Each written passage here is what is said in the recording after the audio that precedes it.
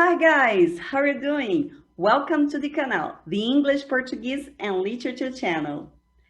Today we are going to talk about comparisons. Hoje nós vamos falar sobre comparações. How do I compare two things or two people, for example?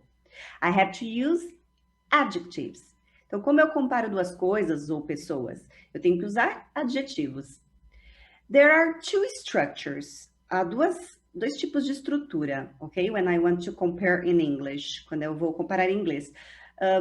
When I use long words, what are long words? For example, expensive, beautiful, interesting, important.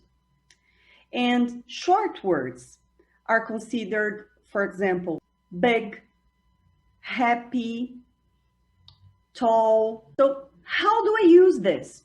If the word is long, I use more, the word, and then.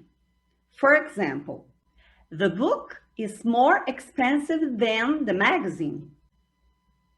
Literature is more interesting than economy. Sorry guys, it is. Ecology is more important than shopping. So all of these words use more and then. Now let's see some examples with short words. The short words use ER at the end of them and then. Example, small. The cat is smaller than the dog. Tall. Your father is taller than your mother. Big. Your house is bigger than my apartment. Happy. Babies are happier than adults.